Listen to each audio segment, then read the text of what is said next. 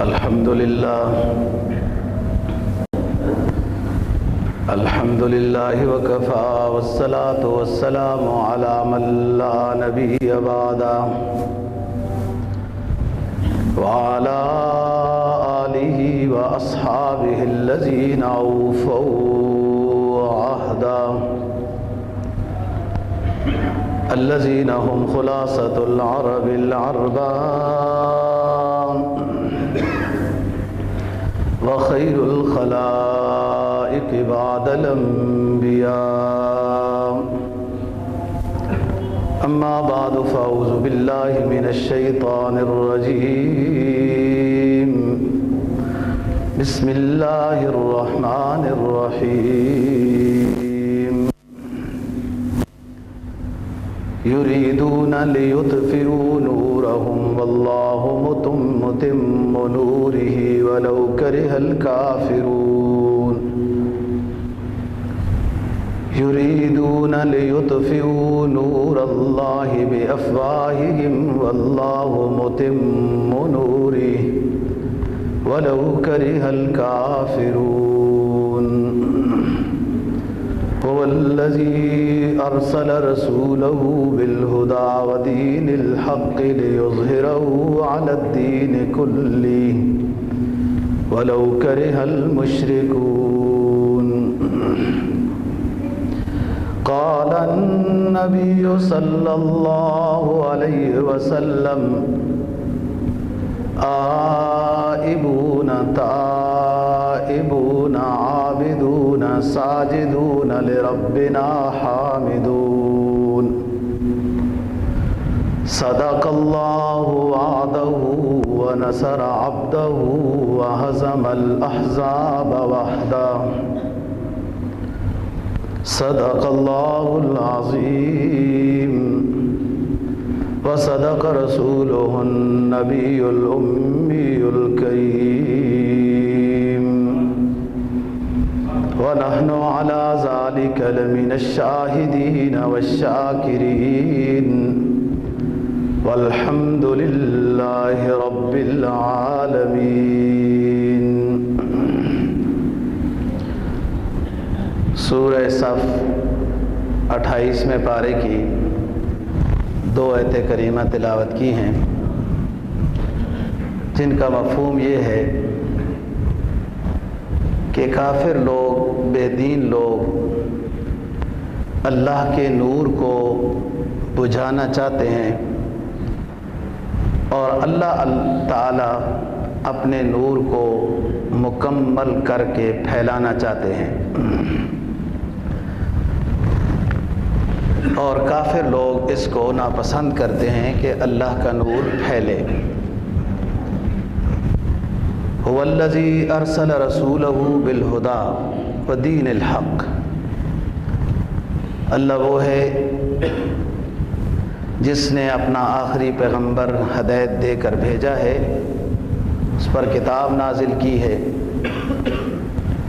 دین حق اس کو دیا ہے، لِيُظْهِرَهُ عَلَى الدِّينِ كُلِّهِ، تاکہ یہ آخری شریعت، آخری دین تمام ادیان سابقہ اور دیگر باطلہ کو ختم کرے اور یہ غالب آ جائے، اگرچہ اس کو بھی مشرک لوگ پسند نہیں کرتے ہیں. جناب نبی پاک صلی اللہ علیہ وسلم کا ایک ارشاد تلاوت کیا ہے. یہ ارشاد آپ جب حجۃ الوداع سے واپس مدینہ طیبہ میں داخل ہونے لگے تو اس وقت یہ جملے آپ نے ارشاد فرمائے تھے کہ آئبون، ہم واپس آ رہے ہیں، تائبون، ہم توبہ کرنے والے ہیں، توبہ کر کے آ رہے ہیں، حج کر کر آ رہے ہیں. عابدون، ہم اللہ کے عبادت گزار بندے ہیں. ساجدون لربنا، اپنے رب کے سامنے سجدہ کرنے والے ہیں. حامدون، اپنے رب کی حمد و ثنا بیان کرنے والے ہیں۔ صدق اللہ وعدہ، اللہ نے جو وعدے میرے ساتھ کیے تھے وہ سچے کر دکھائے۔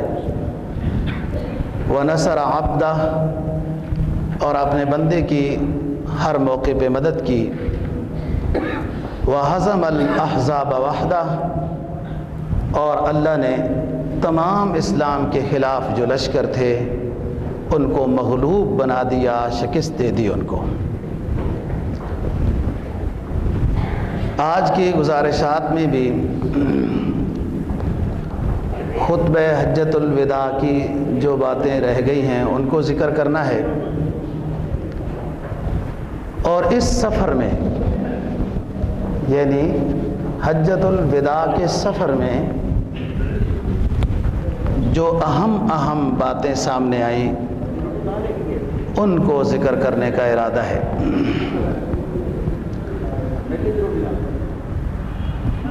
یہ حجۃ الوداع آپ کا ایک تاریخی سفر تھا جس میں ہر طرف سے آپ نے لوگوں کو جمع ہونے کا حکم دیا تھا کہ زیادہ سے زیادہ لوگ جمع ہوں اور مجھ سے مناسک سیکھیں۔ یہی وجہ ہوئی کہ کثیر تعداد صحابہ اکرام رضی اللہ تعالیٰ عنہم کی آپ کے ساتھ شریک رہی، مدینہ سے بھی اور اطراف مدینہ میں جہاں کہیں بھی مسلمان ہو چکے تھے لوگ، پوری کوشش کی انہوں نے رسول اللہ صلی اللہ علیہ وسلم کے ساتھ حج کرنے کی۔ عظیم بات اس سفر میں یہ ہے کہ ایک بات بھی اس سفر میں جو پیش آئی، خواہ اسلامی دنیا کو ضرورت تھی یا ایک عادت کے مطابق پیش آئی ہے اس سفر میں، ہر بات صحابہ اکرام رضی اللہ تعالیٰ عنہم نے نقل کی ہے۔ کوئی بات نہیں رہی، حتیٰ کہ اس حد تک بات ذکر کی گئی کہ ہم جب راستے میں جا رہے تھے تو ایک جگہ پہ ہمیں سانپ بھی ملا اور وہ چھپ گیا۔ پھر اب یہ بات تو ذکر کی ضرورت نہیں، سفر میں آتے ہی جاتے ہیں ایسی چیزیں۔ یہ بھی ذکر کیا کہ ہم جا رہے تھے تو راستے میں ہمیں شکار ملے، لیکن ہم چونکہ احرام میں تھے تو شکار نہیں کیے۔ یہ بھی ذکر کیا کہ کسی اور نے شکار کر کے لایا، نہ آپ صلی اللہ علیہ وسلم نے، نہ احرام والے ساتھیوں نے شکار کرنے کا اس کو کہا تھا، نہ اشارہ کیا تھا، نہ دلالت کی تھی، نہ تمنا کا اظہار کیا تھا۔ غیر محرم شخص نے شکار کر کے ایک ٹانگ بھون کر رسول اللہ صلی اللہ علیہ وسلم کے سامنے پیش کر دی۔ اس میں کئی مسائل نکلتے ہیں کہ خود شکار نہیں کر سکتا محرم، نہ اشارہ کر سکتا ہے، نہ دلالت کر سکتا ہے، نہ تمنا کا اظہار کر سکتا ہے کہ ادھر سے یوں ہوا ہے، لیکن اگر غیر محرم شکار کر کے وہ پیش کر دے تو محرم کے لیے کھانا حلال ہے۔ ہر چیز کو اس میں ذکر کیا گیا ہے۔ کیوں؟ اس میں آپ کا اعلان تھا کہ جو موجود ہیں وہ چیزوں کو سیکھیں اور جو موجود نہیں ہیں ان تک پہنچائیں۔ یہی وجہ ہے کہ خطبہ حجۃ الوداع میں جو خطبہ ہے آپ کا طویل و عریض خطبہ ہے، اس میں بہت سارے صحابہ اکرام رضی اللہ تعالیٰ عنہم راوی ہیں کہ بعض کو وہ باتیں یاد رہی، بعض کو وہ یہی، بعض کو وہ رہی، اور پھر محدثین نے ان تمام روایتوں کو ایک جگہ جمع کیا کہ یہ خطبہ حجۃ الوداع ہے۔ تو فرمایا رسول اللہ صلی اللہ علیہ وسلم نے کہ اس سفر میں میرے ساتھ زیادہ سے زیادہ شریک ہو جاؤ، مجھ سے باتیں سیکھو، لوگوں تک پہنچاؤ۔ اگرچہ کفر یہ چاہتا ہے، چاہتا رہے گا، یریدون لیطفئوا نور اللہ بافواہہم واللہ متم نورہ ولو کرہ الکافرون۔ کفر تو ہمیشہ یہ چاہتا ہے، چاہتا رہے گا کہ اللہ کے نور کو بجھا دے، لیکن اللہ یہ فیصلہ کر چکے ہیں کہ اللہ اپنے نور کو مکمل کرتے ہیں اور اپنے نور کو پھیلا کر رہیں گے۔ اگرچہ کافر لوگ اس کو ناپسند کرتے رہیں، ان کی ناپسندگی سے یہ اس نور کا پھیلنا سکتا۔ جیسے کوئی سورج کو ناپسند کرے اور سورج اپنی جوانی پہ ہو تو سورج کو پھونک مار کے کوئی بجھاتا رہے، وقت ہی ضائع کرنا ہے، سورج تو نہیں بجھے گا، نہ اس کی روشنی ہوگی۔ یہی بات عزت نے جو دین حق کی روشنی نبی صلی اللہ علیہ وسلم کی ہے، کافر اس کو بجھانے کی کوشش کرتے رہتے ہیں، کرتے رہیں گے۔ جیسے لوگ سورج کو، چمگادڑ سورج کو پسند نہیں کرتا تو کیا سورج بے نور ہو جاتا ہے؟ جیسے دنیا سورج کو ناپسند کرے، سورج بے نور نہیں ہو سکتا۔ ایسے میرے آخری حبیب کو اور ان کی تعلیمات کو، ان پر نازل ہونے والی ہدایات کو لوگ مٹانے کی کوشش کریں گے، لیکن یہ نور مٹنے کے لیے نہیں آیا، یہ پھیلتا رہے گا۔ یہ فرمایا یریدون لیطفئوا نور اللہ بافواہہم، یہ نور ہدایت، یہ وحی، یہ اسلام کی سب باتیں، یہ نور نبی پاک صلی اللہ علیہ وسلم کے زبان اطہر سے جملے نکلنے والے سب نورانی فرمان ہیں۔ کوئی نہیں مٹا سکا اور آج تک کوئی نہیں مٹا سکا، قیامت تک کوئی نہیں مٹا سکے گا۔ فرمایا هو الذی ارسل رسولہ بالہدی ودین الحق لیظہرہ علی الدین کلہ، ہم نے اس آخری نبی کو اپنا دین دے کر بھیجا، اپنی کتاب دے کر بھیجا، ادیان باطلہ کو منسوخ کیا، اور یہ دین تمام ادیان پر غالب ہو کے رہے گا۔ کس طرح؟ ادیان باطلہ منسوخ ہو گئے، جو آسمانی گویا کہ کتابیں جن پر نازل ہوئی ہیں وہ بھی محفوظ نہیں ہیں، اور جو ہیں ہی ادیان باطلہ خود ساختہ ایجاد کی ہوئی تھے، آتش پرست، سورج پرست، بت پرست، فلاں پرست، وہ بھی سارے دین پہلے سے ہی غلط تھے، وہ بھی ختم کر دے گا، اور جو سابقہ ادیان ہیں ان کو منسوخ کر دیا گیا ہے۔ کوئی کہتا رہے، لوگ اب بھی کہتے ہیں جی یہ سارے مذہب برابر ہیں، تعلیم سب کی برابر ہے، جس کا جو دل چاہتا ہے وہ کر لے۔ ہرگز ایسا بات نہیں ہے، یہ کفریہ جملہ ہے۔ دین حق صرف اسلام، ان الدین عند اللہ الاسلام، دین اللہ کے ہاں صرف اسلام ہے۔ اپنے اپنے دور میں پہلی کتابیں تھیں، وہ منسوخ ہو گئیں، ختم ہو گئیں، اور اس کی دلیل واضح موجود ہے کہ آج کسی کے پاس قرآن اور حدیث کے علاوہ کوئی آسمانی علم کسی کے پاس محفوظ نہیں ہے۔ یہی وجہ ہے ان کے ختم ہونے کی، مٹ جانے کی، منسوخ ہونے کی، کل عدم ہونے کی، اور اس دین نے ہمیشہ رہنا ہے، یہ محفوظ ہے۔ اور آپ دیکھیں حوصلہ شکنی ہوتی رہی ہر دور میں، دین کی، دین والوں کی، دین کی پرچار کرنے والوں کی، دین کو پھیلانے والوں کی، دین کو پڑھنے پڑھانے والوں کی، ہر دور میں اللہ ماشاء اللہ دو چار دور اچھے گزرے ہیں۔ اس دنیا کے 1400 سال کی تاریخ بیان کر رہا ہوں، لیکن دین تو پھیل رہا ہے۔ نبی پاک صلی اللہ علیہ وسلم کی ایک ایک ادا کو لوگ بیان کرنا فخر سمجھتے ہیں، امتی سننا فخر سمجھتے ہیں، ان کو اپنے دل و ایمان میں جگہ دینا سعادت سمجھتے ہیں، ان پر عمل کرنا اپنے دنیا اور آخرت کی نجات سمجھتے ہیں۔ یہ دین لیظہرہ علی الدین کلہ ولو کرہ المشرکون، کافر کہتے رہیں، انہوں نے کوشش کی، اور کیسی ان کی کوشش کامیاب ہو سکی؟ ایک نبی پاک صلی اللہ علیہ وسلم تھے، جب نبوت کا اعلان ہوا آپ کے ساتھ تو کوئی بھی نہیں تھا، اور جب حجۃ الوداع ہوا، خطبہ حجۃ الوداع دیا، حج کیا آپ نے، تو 1.5 لاکھ تک، 1,24,000 تک فرزندان اسلام نے نبی پاک صلی اللہ علیہ وسلم کے ساتھ حج کیا۔ بہت سارے لوگ تو سہولت سواری وغیرہ نہ ہونے کی وجہ سے حج میں شریک بھی نہیں ہو سکے تھے۔ یہی وجہ ہے کہ کچھ خواتین نے جب نبی پاک صلی اللہ علیہ وسلم واپس تشریف لائے مدینہ طیبہ میں،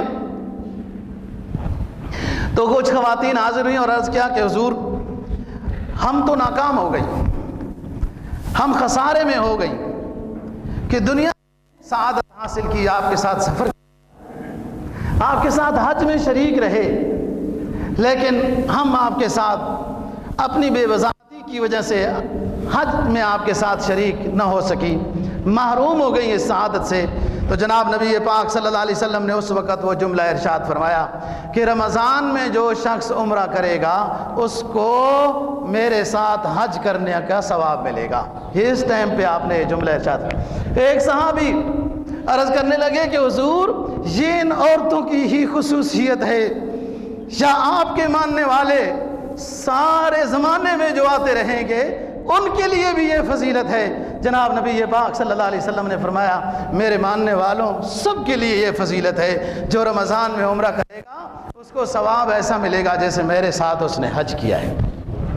ایک ایک بات کو نبی پاک صلی اللہ علیہ وسلم کی ایک ایک بات کو دوستو اس حج میں اور تمام زندگی کے سفر میں، ایام میں، خواہ جہاد کے تھے یا دیگر سفر تھے، صحابہ اکرام رضی اللہ تعالیٰ نے ایک ایک بات کو نقل کیا ہے۔ ایک صحابی عرض کرتے ہیں ہم ایک سفر میں تھے رسول اللہ صلی اللہ علیہ وسلم کے ساتھ، آپ نے حکم فرمایا کہ ادھر پڑاؤ ڈالتے ہیں، آرام کرتے ہیں۔ جب ہم آرام کرنے کے لیے بیٹھ گئے تو ایک بہت بڑا سانپ آ رہا ہے ہماری طرف، اور ہم نے اپنے تیر کمان کس لیے کہ اس کو ماریں گے، یہ ضرر پہنچائے گا۔ نبی پاک صلی اللہ علیہ وسلم نے منع فرمایا کہ نہیں، اس کو مارنے کی اجازت نہیں ہے۔ میں بتا رہا ہوں کہ ہر بات کو، خواہ کس سفر کی تھی، گھر کی تھی، باہر کی تھی، امت کے لیے چونکہ وہ اسوہ حسنہ تھی، اس مبارک اور مقدس جماعت نے نبی پاک صلی اللہ علیہ وسلم کی ہر ادا کو، ہر فرمان کو، ہر سفر کو، ہر حالت کو بیان کیا ہے کہ امت کے لیے اس میں سبق ہے۔ آپ نے منع فرمایا، صحابہ اکرام رک گئے۔ وہ سانپ قریب آتا ہوا لمبا ہو کر رسول اللہ صلی اللہ علیہ وسلم کے کان کے ساتھ اس نے منہ لگا دیا۔ صحابہ کرام رضی اللہ تعالیٰ عنہ کی چیخیں نکل گئی، لیکن ادھر آرڈر بھی ہو چکا ہے کہ اس کو مارنے کی اجازت نہیں۔ پریشان ہیں لیکن چپ کر کے بیٹھے ہیں، سانپ کو مار نہیں رہے۔ اس نے کچھ بولنا شروع کیا، پھر آپ نے کچھ بولنا شروع کیا اس کے بعد، اور پھر وہ واپس ہوا۔ جب واپس ہوا صحابہ کرام رضی اللہ تعالیٰ عنہ کہتے ہیں کہ ہم نے دیکھنا چاہا تو بس نظر ہی نہیں آیا۔ ہم نے پوچھا اے اللہ کے حبیب یہ کیا بات ہے؟ رسول اللہ صلی اللہ علیہ وسلم نے جواب میں فرمایا کہ ہم ایسے علاقے میں اس وقت بیٹھے ہیں کہ جہاں پر مسلمان جن اور جنات ان کا ایک علاقہ ہے اور وہ آباد ہیں۔ یہ ان کا قاری صاحب ہے جو ابھی صاحب کی شکل میں میرے پاس آیا، یہ اس علاقے کے جنوں کے قاری صاحب تھا۔ تو اس نے آ کے مجھے کہا کہ فلانی صورت میں نے یاد کی تھی آپ کی شاگردی میں مدینہ طیبہ میں، لیکن مجھے اس میں چند آیتوں کے بارے میں شک ہے، وہ میں آپ کو سناتا ہوں، اگر اس میں کوئی غلطی ہے تو آپ میری اصلاح فرما دیں۔ اس نے مجھے وہ صورت سنائی، اس کی 2-3 آیتیں کچھ اس کو بھول گئی تھی، وہ میں نے اس کو سکھا دی ہیں، وہ دوبارہ چلا گیا ہے۔ یہی بات ہے نا کہ جن سانپ کی شکل میں بننا اس کے لیے آسان ہے، اور انسان کی شکل میں اس کو تکلیف ہوتی ہے، بننے میں بن سکتا ہے۔ اللہ کا نظام دیکھو نا، اگر جنوں کو انسان کی شکل میں بننا آسانی ہوتی، تکلیف اور درد نہ ہوتا تو آئے دن کوئی نہ کوئی مسئلہ بنا رہتا۔ اللہ نے انسان کے لیے کیسی اچھی بات رکھی کہ جن کو انسان کی شکل بننے کی صلاحیت رکھی، لیکن اس میں اس کو تکلیف رکھی تاکہ وہ ہر دور میں کہیں آگے پیچھے ہر جگہ میں وہ بن کر انسانوں کو ڈراتا نہ رہے۔ تو بات میں عرض کر رہا ہوں کہ نبی پاک صلی اللہ علیہ وسلم کی ہر بات کو صحابہ کرام رضی اللہ تعالیٰ عنہ نے لیا۔ یہی وجہ ہے امام بخاری رحمہ اللہ تعالیٰ نے وہ حدیثیں جمع کی، فلانے رنگ کا سانپ آ جائے، فلانے رنگ کا سانپ آ جائے، پہلے یہ کہو کہ کون ہے، اگر یہاں سے جانا چاہتا ہے چلا جائے، اور اگر وہ نہیں جاتا ہے تو پھر اس کو مارو، اگر وہ چلا جائے گا تو سمجھ لو کہ یہ اس جنس میں سے ہے۔ اسی خطبے میں رسول پاک صلی اللہ علیہ وسلم نے فرمایا کہ حل انبئکم من المسلم، کیا میں تمہیں بتاؤں مسلمان کون ہے؟ صحابہ کرام رضی اللہ تعالیٰ عنہ نے عرض کیا حضور آپ بتائیں۔ فرمایا المسلم من سلم المسلمون من لسانہ و یدہ، مسلمان کامل وہ ہے کہ جس کے ہاتھ سے اور جس کی زبان سے کبھی بھی کسی دوسرے مسلمان کو تکلیف نہ پہنچی ہو۔ مسلمان کا بھائی ہے، اس کے اندر یہ درد ہو کہ دوسرے کو راحت پہنچائے، فائدہ پہنچائے۔ جناب کا فرمان ہے نا خیر الناس من ينفع الناس، لوگوں میں بہترین وہ شخص ہے جو لوگوں کو خیر پہنچانے کی فکر میں لگا رہتا ہے۔ فرمایا میں تم کو بتاؤں مومن کون ہے؟ فرمایا المؤمن من امنہ المسلمون علی اموالہم وانفسہم. خطبہ حجۃ الوداع کی باتیں نقل کر رہا ہوں. فرمایا مومن کامل وہ ہے کہ جس سے دیگر مسلمانوں کی جانیں اور مال محفوظ رہیں. یہ مومن کامل کی علامت ہے کہ ان کی عزتیں محفوظ رہیں، اگر امانت رکھی جائے وہ محفوظ رہے. مال اور جان جو دوسرے مسلمان کی حفاظت کر رہا ہے یہ کامل مومن ہے. فرمایا میں تمہیں بتاؤں مجاہد کون ہے؟ اصلی مہاجر اور حقیقی مہاجر بتاتا ہوں. المہاجر من حجر السیئات ما حرم اللہ علیہ. مہاجر وہ ہے کہ جو گناہوں سے جس نے اپنے آپ کو جدا کر دیا. ایک تو مہاجر وہ دار الحرب سے دار الاسلام میں آ گیا، اس کی بھی بڑی فضیلت ہے. اور ایک ہر کوئی مہاجر ہے کہ من حجر السیئات ما حرم اللہ علیہ، کہ گناہوں سے اپنے آپ کو دور کر لے، جن چیزوں کو اللہ نے حرام قرار دیا ان سے چھٹکارا حاصل کرے، جن کو اللہ نے حلال اور طیب قرار دیا ان کے ساتھ جڑ کے رہے، یہ مہاجر ہے. فرمایا رسول اللہ صلی اللہ علیہ وسلم نے کہ جو شخص ان خوبیوں میں کامل ہو گیا، اسلام بھی اس کا کامل ہو گیا، ایمان بھی اس کا کامل ہو گیا، جہاد بھی اس کا کامل ہو گیا، ہجرت بھی اس کی کامل ہو گئی.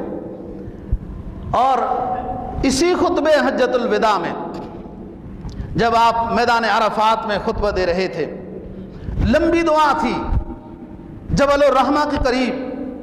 کئی صحابہ کرام رضی اللہ تعالیٰ عنہ دوستو زمین پہ کھڑے تھے اور کئی اپنی سواریوں پہ بیٹھے تھے اور آپ دعا لمبی کر رہے تھے. اس دعا کا لب لباب امت کے لیے مغفرت کا سوال تھا. جو موجود ہے یا رب میری امت اس کی بھی مغفرت، جو میرے بعد آئے گی میری امت قیامت تک یا رب اس کی بھی مغفرت کا سوال کرتا ہوں. آپ کبھی ہاتھوں کو لمبا کرتے تھے، کبھی سکیڑ لیتے تھے تھک جانے کی وجہ سے. صحابہ کرام رضی اللہ تعالیٰ عنہ نقل کرتے ہیں کہ ہم سرکار دو جہاں صلی اللہ علیہ وسلم کے یہ بغلوں کی سفیدی ہاتھ کی لمبائی کی وجہ سے دیکھتے تھے اس طرح، اور یوں ہاتھوں کو یوں ہلا ہلا کر اپنی امت کی مغفرت کا سوال کرتے تھے کہ یا رب دے. یعنی اس میں ہاتھوں کا یوں بار بار عاجزانہ شکل میں یوں ہلانا یہ شدت احتیاج پر دلیل ہے کہ یا رب ہم محتاج ہیں، تو ہی دینے والا ہے اور عطا کرتے. صحابہ کرام رضی اللہ تعالیٰ عنہ اس فکر میں لگ گئے کہ اتنی لمبی بات ہو گئی، آپ نے نہ پانی طلب کیا نہ کوئی چیز. ایسا تو نہیں کہ آپ کا روزہ ہے میدان عرفات میں. یہ بات جب پھیلی تو ام فضل ایک صحابیہ ہیں رضی اللہ تعالیٰ عنہ، ام فضل بنت حارثہ، اس نے فوراً دودھ نکالا اپنی اونٹنی کا اور رسول اللہ صلی اللہ علیہ وسلم کی خدمت میں اونٹنی کے اوپر وہاں پہنچایا. آپ نے دونوں ہاتھوں کے ساتھ دودھ کو نوش فرمایا. سب صحابہ کرام رضی اللہ تعالیٰ عنہم کے دلوں میں جو سوال تھا کہ اتنی لمبی بات ہو گئی، کوئی پانی طلب نہیں کیا، روزہ تو نہیں. تو پوری امت کے لیے سبق مل گیا کہ حاجی کے لیے میدان عرفات میں روزہ نہ رکھنا سنت ہے، اور غیر حاجی کے لیے جو ادھر علاقوں میں ہو ان کے لیے میدان عرفات میں روزہ رکھنا سنت ہے کہ ایک سال آنے والا ثواب، ایک گزشتہ سال کا ثواب اور تمام گناہوں کی معافی کی فضیلت ہے کہ میدان عرفات والے دن 9 ذی الحجہ کو جب روزہ رکھا جائے، جس علاقے میں جہاں 9 ذی الحجہ جس دن ہو اس دن کی یہ فضیلت ہے. تاریخ کے اعتبار سے فرق بھی ہو سکتا ہے. اسی دوران ایک صحابی اپنی سواری سے گر گئے اور فوت ہو گئے. اللہ کا امر تھا. رسول اللہ صلی اللہ علیہ وسلم کو اطلاع ہوئی، آپ تشریف لائے، اس کے غسل کا انتظام کیا. فرمایا انہی دونوں چادروں میں اس کو کفن دیا جائے اور اس کے پاؤں اور اس کے سر اور چہرے کو ننگا رکھا جائے. جنازہ ہو گیا، قبر وہیں بنائی گئی اور دفن کیا گیا. اس کے بعد آپ نے دعا کرائی اور ایک جملہ ارشاد فرمایا ہاکذا یحشر یوم القیامت ملبیا. یہ میرا صحابی انہی 2 چادروں میں ملبوس میدان حشر میں اٹھے گا اور لبیک اللہم لبیک پڑھتا ہوا اٹھے گا. ہاکذا یحشر یوم القیامت ملبیات. جو میدان عرفات میں فوت ہو رہا ہے دوستو، یہی میدان حشر ہے. یہ میدان عرفات کل قیامت کے دن یہی میدان حشر ہوگا، اور اسی سے یہ صحابی اٹھے گا. رحمت عالم صلی اللہ علیہ وسلم ارشاد فرما رہے ہیں ہاکذا یحشر یوم القیامت ملبیا. اسی طرح انہی چادروں میں تلبیہ پڑھتا ہوا یہ میرا صحابی میدان حشر میں اٹھے گا. اور سنو، جو شخص بھی جس نیکی کی حالت میں دنیا سے رخصت ہوگا، جو شخص بھی جس نیکی کی حالت میں دنیا سے رخصت ہوگا، اسی نیکی کی حالت میں میدان حشر میں اٹھایا جائے گا. کوئی نماز میں فوت ہو رہا ہے، کوئی حج کے دوران فوت ہو رہا ہے، کوئی روزے کی حالت میں فوت ہو رہا ہے، کوئی سجدے میں فوت ہو رہا ہے، کوئی ذکر و اذکار میں فوت ہو رہا ہے. میدان حشر میں یہی نیکی کرتا ہوا اٹھے گا اور اللہ رب العزت کے سامنے حاضر ہوگا. اعلان ہو جائے گا یہ اس وقت جب نیکی کرتا ہوا فوت ہوا تھا، آج میدان حشر تک اس کی یہ نیکی لکھی جاتی رہی. اب اعلان ہو رہا ہے اس کو بغیر حساب کے جنت میں داخل کر دیا جائے. اسی سفر میں میدان عرفات میں رسول پاک صلی اللہ علیہ وسلم نے صحابہ کرام رضی اللہ تعالیٰ عنہ کو خطاب کیا کہ انی مسئول وانتم مسئولون فما انتم قائلون. مجھ سے بھی آخرت میں پوچھ ہوگی کہ میں نے پیغام پہنچایا، اللہ نے جو مجھ پر وحی بھیجی وہ لوگوں کو سنائی ہے، توحید و رسالت کی دعوت دی ہے، میرے بارے میں بھی آپ سے پوچھو گی، اور تمہارے بارے میں مجھ سے پوچھو گی کہ کیسی بات انہوں نے مانی تھی. میں تو گواہی دوں گا کہ رب میں نے اپنی زندگی میں یہ سرمایہ تیار کیا ہے، یہ اچھی جماعت تیار کی ہے، اور اللہ نے آپ کے لیے اعلان بھی کر دیا ہے رضی اللہ عنہم ورضوا عنہ کہ اللہ نبی کی ساری جماعت سے راضی ہے، سب صحابہ سے اللہ راضی اور خوش ہے، اور یہ اللہ سے خوش ہیں. آپ میرے بارے میں کیا کہو گے جب اللہ آپ سے پوچھے گا کہ میرے نبی نے کیسی تبلیغ کی، آپ کو بات پہنچائی تھی، کیسے واعظ و نصیحت کی. صحابہ کرام رضی اللہ تعالیٰ عنہم بیک زباں ہو کر بولنے لگے. قالوا نشهد انك قد بلغت الرسالة واديت الامانة ونصحت الامة جزاك الله خيرا احسن الجزاء في الدارين. اے اللہ کے رسول، اے ہمارے رسول، ہم گواہی دیں گے کہ آپ نے رسالت پہنچانے کا حق ادا کر دیا، نصیحت کرنے کا بھی حق ادا کر دیا، امانت پہنچانے کا بھی حق ادا کر دیا، اور ہم اللہ کی بارگاہ میں آپ کو جزائے خیر کی دعا دیتے ہیں. سرکار دو جہاں صلی اللہ علیہ وسلم نے فرمایا قال الستم تشهدون اللہ الہ الا اللہ وان محمدا عبدہ ورسولہ والجنۃ حق والنار حق والمیزان حق والصراط حق والساعۃ حق. کیا تم یہ گواہی نہیں دو گے کہ اللہ کے علاوہ کوئی معبود نہیں، اور یہ محمد اللہ کا بندہ اور اس کا آخری رسول ہے، جنت حق ہے، دوزخ حق ہے، میزان حق ہے، پل صراط سے گزرنا حق ہے، قیامت کا وقوع حق ہے. کیا تم یہ گواہی نہیں دو گے؟ صحابہ کرام رضی اللہ تعالیٰ عنہم نے عرض کیا قالوا بلا نشہد بذالک. کیوں نہیں اے اللہ کے حبیب، ہم یہ بھی گواہی دیں گے، ان تمام طرح کی چیزیں جو آپ نے ہمیں سکھائیں ہم ساری گواہی دیں گے. رسول پاک صلی اللہ علیہ وسلم نے فرمایا کہ پھر داخل ہو جاؤ گے سلامتی کے ساتھ جنت کے اندر. یہ خطبے دوستو اس حجۃ الوداع میں کئی خطبے ہوئے ہیں۔ منا میں خطبہ ہوا، میدان عرفات میں خطبہ، سب سے پہلا خطبہ حرم میں ہوا، منا کے جانے کا طریقہ سکھایا، پھر میدان عرفات میں ہوا یہ تفصیلی خطبہ، پھر اس کے بعد دوبارہ منا میں خطبہ ہوا۔ ان خطبوں کو اونچی آواز کے ساتھ دہرانے کا جو فریضہ انجام دے رہے تھے وہ حضرت ربیعہ بن امیہ رضی اللہ تعالیٰ عنہ تھے۔ ان کی آواز اونچی تھی، یہ دہرا کر بات لوگوں تک پہنچاتے تھے، اور لوگ اپنا ہاتھ اونچا کر کے یہ ان کو یعنی ظاہر کرتے تھے کہ آواز آ رہی ہے۔ منا کے ایک خطبے میں حضرت علی رضی اللہ تعالیٰ عنہ نے آپ صلی اللہ علیہ وسلم کے خطبے کو دہرایا ہے، لوگوں تک پہنچایا ہے۔ اور منا میں ایک خطبہ عجیب و غریب ہوا ہے، خطبہ جمرہ عقبہ کے قریب ہوا، کنکریاں مارنے والی جگہ میں۔ صحابہ کرام کوئی خیموں میں، کوئی اپنے کاموں میں، کوئی دور، کوئی قریب، اپنی اپنی جگہوں میں تھے، اور یہ خطبہ ایسا معجزانہ کلام تھا کہ درمیان میں کوئی اونچی آواز والے شخص کی ضرورت نہیں پڑی، جہاں جہاں کوئی صحابی تھا وہاں تک اس کو آواز پہنچی ہے۔ یہ معجزہ تھا رسول اللہ صلی اللہ علیہ وسلم۔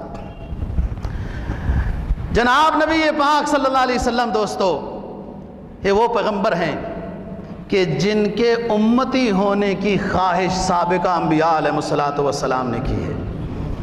کوئی بات ہے تو تب سرکار دو جہاں ہیں، امام الانبیاء ہیں، خاتم النبیین ہیں، رحمت عالم ہیں صلی اللہ علیہ وسلم، اور اللہ نے جیسے ہمیں اور بغیر محنت کیے نعمتیں عطا کی ہیں، ایسی اللہ نے یہ نعمت بھی ہماری صلاحیت، ہماری محنت کے بغیر اللہ نے عطا کی کہ اللہ نے ہمیں آخری امت میں سے جناب نبی پاک صلی اللہ علیہ وسلم کا امتی بنایا۔ میدان حشر میں حضرت آدم علیہ السلام دیکھ رہے ہیں کہ ایک شخص کو فرشتے جہنم میں لے کر جا رہے ہیں، اور آدم علیہ السلام حدیث میں آتا ہے کہ وہ پہچان لیں گے کہ یہ تو آخری جو اللہ کے حبیب پیغمبر ہے صلی اللہ علیہ وسلم ان کا امتی لگتا ہے، اس کو فرشتے جہنم میں لے کر جا رہے ہیں۔ حضرت آدم علیہ السلام رسول اللہ صلی اللہ علیہ وسلم کو اطلاع دیں گے کہ آپ کا امتی جہنم میں لے جایا جا رہا ہے۔ آپ دیکھیں گے فرشتے کو روکیں گے کہ اس کو نہ لے جاؤ، کیا بات ہے؟ فرشتے عرض کریں گے اللہ کے رسول، ہم اللہ کے حکم کے پابند ہیں، نافرمانی اللہ کی نہیں کر سکتے، ہم رک نہیں سکتے، ہم لے کر جا رہے ہیں۔ اللہ رب العزت کے سامنے رسول اللہ صلی اللہ علیہ وسلم درخواست کریں گے کہ یار اب چہرے کی چمک سے تو میرا امتی لگتا ہے۔ حدیث میں آتا ہے نا، میں میدان حشر میں جب حوض کوثر پر موجود ہوں گا تو میں اپنے امتیوں کو ان کے اعضائے وضو کی چمک کی وجہ سے پہچان لوں گا کہ 5 وقت کی نماز کسی امت کے اوپر فرض نہیں ہوئی، تو جو 5 وقت باوضو ہو کر نماز ادا کرتے رہے ان کی چمک سابقہ امتیوں کی چمک سے زیادہ ہوگی۔ میں میدان حشر میں اپنے امتیوں کو چہرے کی چمک سے پہچان لوں گا، تو یہ میرا امتی جا رہا ہے، یار اب اس کو معاف کر دے۔ اللہ رب العزت فرمائیں گے کہ اے میرے حبیب پیغمبر، اس کی نیکیاں نہیں ہیں، گناہ والا پرلہ اس کا بھاری ہو گیا، نیکیاں کم ہیں۔ رسول اللہ صلی اللہ علیہ وسلم درخواست کریں گے رب العزت کے سامنے کہ دوبارہ میزان اگر قائم کیا جائے، میں درخواست کرتا ہوں میرے اس امتی کا ترازو دوبارہ قائم کیا جائے، دوبارہ اعمال تولے جائیں۔ اللہ اکبر، دوبارہ تولے جائیں گے۔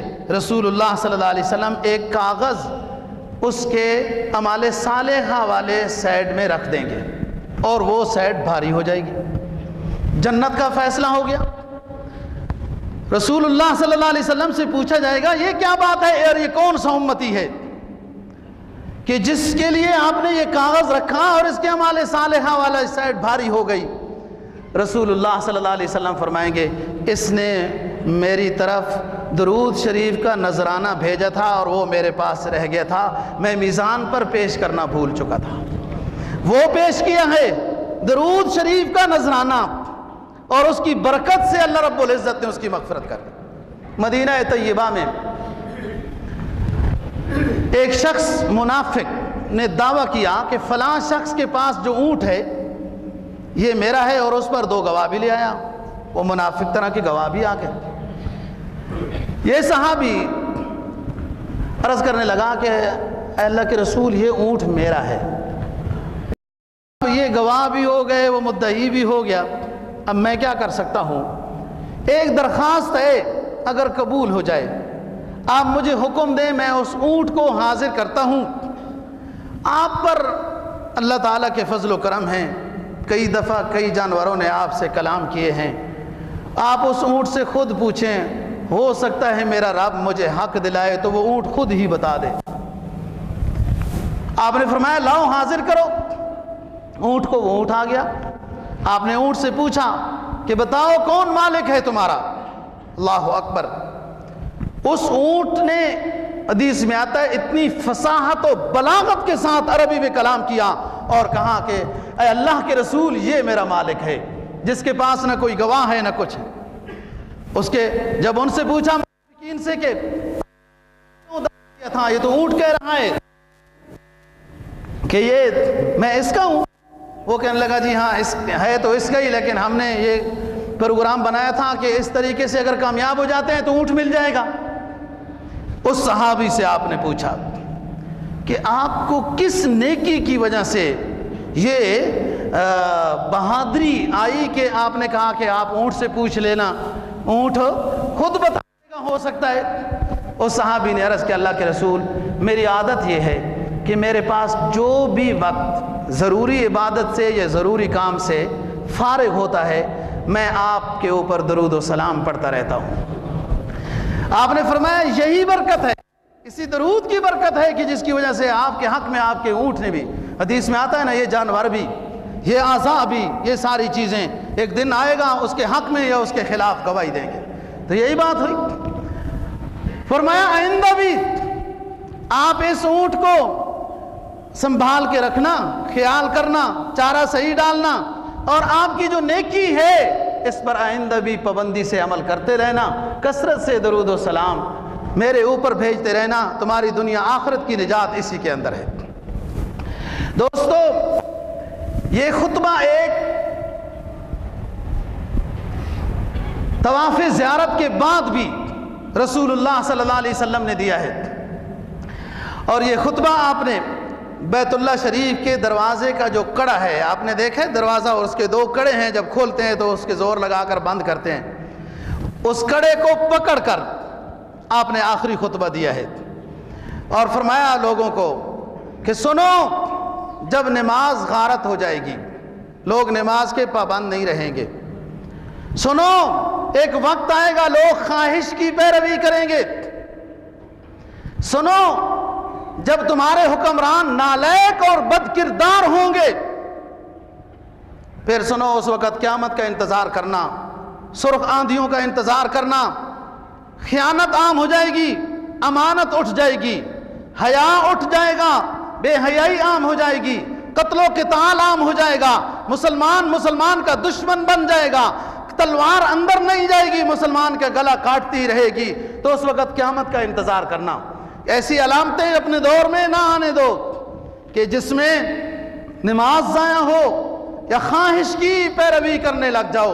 کامیاب وہ شخص ہے جس نے اپنے سب کچھ کو تابع کیا قرآن و حدیث کے، اور یہ کوشش نہیں کی کہ قرآن و حدیث کو اپنی خواہش کے تابع کروں، ہیلے بہانے کر کے، تعویلیں کر کے قرآن و حدیث کو اپنی خواہش کے تابع نہیں کیا، خود کو اپنی خواہش، اپنی آرزو، اپنی تمنا، اپنی صلاحیت جو کچھ بھی تھی وہ قرآن و حدیث کے تابع کیا، وہ کامیاب ہو گیا۔ یہی وہ بات ہے دوستو کہ آپ نے اونٹنی کے اوپر طواف زیارت کیا، اور اونٹنی کو حکم تھا کہ آپ نے بیت اللہ شریف کے مطاف میں حاجت نہیں کرنی۔ یہ اونٹ بھی بات مانتے تھے، یہی تو وجہ ہے، ایک جگہ سے جب گزر ہوا، رسول پاک صلی اللہ علیہ وسلم ایک سواری پر سوار تھے اور وہاں کوئی قبرستان تھا، وہ سواری ڈری، آپ نے فرمایا کہ اس قبر والے کو عذاب ہو رہا ہے اور پیشاب کی چھینٹوں سے نہ بچنے کی وجہ سے عذاب ہو رہا ہے، اس کے لیے دعا کر دیتے ہیں۔ اور سنو، عذاب قبر جن و انس کے علاوہ تمام اشیاء باخبر ہو جاتی ہیں، اس میں جانور بھی باخبر ہو جاتے ہیں۔ اور جب آپ فارغ ہوئے حج سے، ایک بات میں جو بتاتا ہوں کہ صحابہ کرام رضی اللہ تعالیٰ عنہ نے نقل کی، رسول پاک صلی اللہ علیہ وسلم نے حلاق کو بلایا، حلق کرنے والے کو، معمر ابن عبداللہ عدوی، کہ میرے سر کے بالوں کو اس طرح سے صاف کرو۔ صحابہ کرام رضی اللہ تعالیٰ عنہ سارے ارد گرد جمع ہو گئے، ہاتھوں کو یوں رکھ کے ارد گرد جمع ہو جائے کہ سرکار دو جہاں صلی اللہ علیہ وسلم کے بال مبارک زمین کے اوپر نہ گرنے پائے۔ آپ نے اعلان کیا، ابو طلحہ کہاں ہے؟ ابو طلحہ اتفاق سے وہاں اس وقت موجود نہیں تھے۔ پھر آپ نے اعلان فرمایا، ابو طلحہ کہاں ہے؟ ابو طلحہ کو بلاؤ۔ اگر ابو طلحہ نہیں تو ام سلیم اس کی بیوی کو بلاؤ۔ جب اس کی بیوی کو بلایا تو اتفاق سے اسی وقت ابو طلحہ بھی حاضر ہو گئے۔ فرمایا میری دائیں سائڈ کے بال سارے ابو طلحہ کو دے دو، بائیں سائڈ کے بال تقسیم کر دو، اور تقسیم بھی ابو طلحہ کرے گا۔ جو جن کے ہاتھوں میں وہ بال آ گئے وہ تو ان کی قسمت۔ یہی وجہ ہے کہ شجرہ طیبہ میں بالوں کا بھی شجرہ ہے لوگوں کے پاس، کہ یہ بال فلاں کے پاس تھے، پھر فلاں کے پاس تھے، پھر فلاں کے پاس تھے۔ اور نبی پاک صلی اللہ علیہ وسلم کی پگڑی مبارک بھی، آپ کا عصا مبارک بھی وہ بوسیدہ نہیں ہوا، جو جسم کے ساتھ لگ گئی نا چیز، وہ بوسیدہ نہیں ہوئی، وہ فوت نہیں ہوئی۔ استنبول کے عجائب خانے میں آپ کے بال مبارک، آپ کی پگڑی، آپ کی حضرت عائشہ صدیقہ رضی اللہ تعالی عنہ کہ وہ حدیث آپ کو یاد ہوگی، آپ گھر میں تشریف لائے، اسی جگہ سے پھر بات شروع کریں گے۔ گھر میں تشریف لائے، آپ نے فرمایا کہ کیا کر رہی ہو عائشہ؟ عرض کیا حضور، تندور سے روٹیاں لگا رہی ہوں۔ آپ نے فرمایا میں بھی روٹی لگا دیتا ہوں، اس میں کیا بات ہے؟ پیڑا لیا اور روٹی لگا دی۔ روٹی لگا کے آپ واپس آ گئے تو اتنی دیر ہو گئی، آپ نے بلایا عائشہ آؤ نا کھانا لاؤ، کیا بات ہے؟ کہا حضور ساری روٹیاں پک گئی ہیں، جو آپ نے روٹی لگائی وہ اسی طرح ہی ہے، وہ نہیں پکی۔ آپ نے فرمایا ہاں اس کو اتار دو۔ بات آ گئی ذہن میں کہ جس جگہ پہ نبی کا ہاتھ لگ جائے اس کو آگ نہیں جلا سکتی۔ تو بات یہ ہے دوستو، یہ نبی پاک صلی اللہ علیہ وسلم کے بال مبارک جسم سے جدا ہو گئے نا، وہ آج تک زندہ ہیں، تو نبی دنیا سے کیسے؟ یہ ظاہری پردہ ہے۔ یہی تو وجہ ہے میرے روزے کے قریب جو آ کر الصلاۃ والسلام علیک یا رسول اللہ پڑھتا ہے، میں خود سنتا ہوں، اس کا جواب دیتا ہوں۔ اس پر میں تفصیل سے بات کئی دفعہ کر چکا ہوں۔ آپ نے یہ بال تقسیم کر کو کہا کہ وہ بات، وہ شیشی والی بات ان کو بتاؤ، شیشی والی بات۔ یہ ام سلیم حضرت انس رضی اللہ تعالیٰ عنہ کی والدہ ہیں، ابو طلحہ حضرت انس کے والد ہیں، اور یہ انس وہی ہیں جنہوں نے مدینہ کی زندگی میں اپنے آپ کو نبی کی خدمت میں وقف کر دیا تھا۔ گھر سے بلانے آتے تھے، آپ فرماتے تھے انس کا جیسے دل چاہتا ہے لے جاؤ۔ انس کہتے تھے میں گھر نہیں جاؤں گا، میں اسی ہستی کے قدموں میں رہوں گا۔ یہ وہی انس ہے جو رسول پاک صلی اللہ علیہ وسلم کے گرمیوں کے موسم میں آپ کے جسم سے پھوٹنے والے پسینے کو اپنی شیشی میں بند کر کے اپنی امی کو دیا کرتا تھا۔ ایک مرتبہ رسول اللہ صلی اللہ علیہ وسلم نے پوچھا کہ آپ سے خوشبو عجیب آتی ہے، عظیم خوشبو آتی ہے، یہ کون سی خوشبو ہے؟ آپ کو خوشبو بہت پسند تھی، نماز میں دل لگا کر نماز پڑھنا آپ کو بہت پسند، اور نیک بیوی، تین چیزیں آپ کو دنیا کی بہت پسند تھی نا، ایک خوشبو، ایک نیک بیوی، اور ایک نماز کو خضوع کے ساتھ ادا کرنا۔ تو بتایا کہ حضور یہ آپ کا پسینہ جمع کیا ہوا ہے، یہ اس کی خوشبو ہے جو آپ کو عظیم لگتی ہے۔ دوستو، اسام محدثین نے لکھا کہ رسول پاک صلی اللہ علیہ وسلم کی ذاتی خوشبو گلاب کی خوشبو تھی۔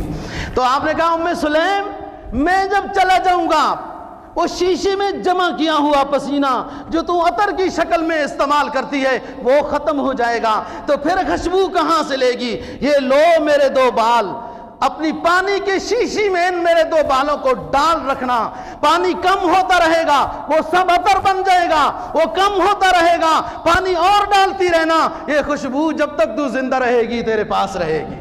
آپ نے اس وقت اپنے ناخن مبارک بھی کاٹے، وہ بھی صحابہ کرام رضی اللہ تعالیٰ عنہم کو دیے۔ مرور دور میں دوستو، وقت ختم ہو رہا ہے، اگلے جمعے کو بات کریں گے۔ مرور دور میں حضرت امیر معاویہ رضی اللہ تعالیٰ عنہ پر جب وفات آئی، آپ نے اپنے اولاد کو کہا میری زلفوں کو تیل لگاؤ، کنگھی لگا دو، داڑھی کو تیل لگاؤ، سرما لگا دو، میرے پیچھے تکیہ رکھ دو، ملنے والے لوگ آئیں گے، یہ نہ کوئی سمجھے کہ امیر معاویہ رضی اللہ تعالیٰ عنہ موت سے ڈر رہا ہے، پریشان ہے۔ اولاد بیٹیاں رونے لگ گئیں، کہا نہ رو، کیوں روتی ہو؟ کوئی رہا ہے زندہ تو تمہارا باپ بھی زندہ رہ سکتا ہے، اگر اس دنیا میں جو آیا ہے وہ زندہ نہیں رہتا، چلا جاتا ہے تو میں بھی چلا جاؤں گا۔ اور پھر وہ نصیحت کی کہ خیال رکھنا، میں نے اپنی طرف سے تمہاری تربیت کا خیال کیا، بعد میں کوئی ایسی حرکت نہ کرنا جس کا میں ذمہ دار نہیں ہوں۔ وہ رو رہی ہیں کہ یہ اب حالت نزع گویا کہ شروع ہو رہی ہے۔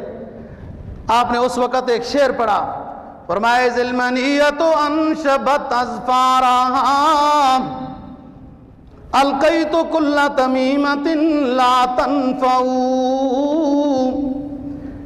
ذلمنیت انشبت اظفارہا، جب موت اپنے پنجے گھاڑ لیتی ہے تو القیت کل تمیمت لا تنفع، تو پھر کوئی تعویذ اثر انداز نہیں ہو سکتا، موت آ جاتی ہے۔ اللہ کا اعلان ہے جس پر جس وقت جس جگہ جلا جائے گی وہ ضرور پوری ہو کے رہے گی۔ اپنی اولاد کو قریب بلایا، فرمایا جاؤ میرے کمرے کا فلانا صندوق اٹھا کر لے آؤ۔ سنو، ایک زمانے میں سرکار دو جہاں صلی اللہ علیہ وسلم کے ساتھ ہم سفر تھا، رسول اللہ صلی اللہ علیہ وسلم نے فرمایا معاویہ لوٹا بھر کے پانی کا لاؤ، مجھے وضو کرواؤ۔ میں جب پانی حاضر کیا آپ کو وضو کروانے لگا، آپ نے میری طرف دیکھا، میرا کرتا پھٹا ہوا تھا، آپ فرمایا معاویہ آپ کا کرتا پھٹا ہوا ہے، کیا آپ چاہتے ہو کہ آپ کو میں نیا کرتا عطا کروں؟ حضرت میری معاویہ رضی اللہ تعالیٰ نے عرض کیا کہ اللہ کے حبیب آپ پر میری جان قربان ہو، کیوں نہیں چاہتا ہوں آپ کا کرتا۔ رسول پاک صلی اللہ علیہ وسلم نے مجھے کرتا عطا کیا، میں نے صرف ایک مرتبہ وہ کرتا زیب تن کیا تاکہ رسول اللہ صلی اللہ علیہ وسلم کا دیا ہوا کرتا جو آپ نے مجھے پہننے کے لیے دیا تھا اس سے میری کہیں بے ادبی نہ ہو جائے، لیکن زیادہ زمانہ نہیں پہنا، اس کو اپنے صندوق میں سنبھال کے رکھا۔ اس صندوق کو کھولو، اس میں ایک ڈبیا نکلے گی، اس ڈبیا میں کچھ بال ہیں اور ناخن ہیں، جب میں مر جاؤں مجھے غسل دلا دو تو میرے کفن کے لیے سرکار دو جہاں صلی اللہ علیہ وسلم کے اس کرتے کو استعمال کرنا، اور اس ڈبیا میں جو ناخن ہیں یہ میں نے اپنے حبیب حضرت محمد عربی صلی اللہ علیہ وسلم کے یہ ناخن سنبھالے ہوئے ہیں، آپ کے سر مبارک کے بال اس ڈبیا میں ہیں جو میں نے سنبھالے ہوئے ہیں ایک زمانے سے۔ ان بالوں اور ان ناخنوں کو میرے مرنے کے بعد میری آنکھوں پر میرے ہونٹوں پر رکھ دینا، میرے جسم کو سرکار دو جہاں صلی اللہ علیہ وسلم کا وہ جبہ پہنا دینا، اسی حالت میں مجھے قبر کے حوالے کر دینا، اور میری بات سنو، میرا نظریہ سنو، میرا عقیدہ اور میری محبت سنو کہ میدان حشر میں یہی وہ چیزیں ہیں جو میری نجات کا سبب بن جائیں گی۔ اللہ اپنے حبیب کو، اپنے حبیب کی کسی چیز کو ذرہ برابر بھی ضرر نہیں پہنچائے گا۔ میری آنکھوں پر اس کے حبیب کے بال اور ناخن ہیں، میرے منہ پر اس کے حبیب کے بال اور ناخن ہیں، میرے جسم پہ اس کا کرتا ہے، اور میں ایمان کی شہادت دیتے ہوئے دنیا سے رخصت ہو رہا ہوں، اور یہی چیزیں میری آخرت میں نجات کا سبب بنیں گی۔ اللہ تعالیٰ صحیح معنی میں نبی پاک صلی اللہ علیہ وسلم کی اتباع کی دولت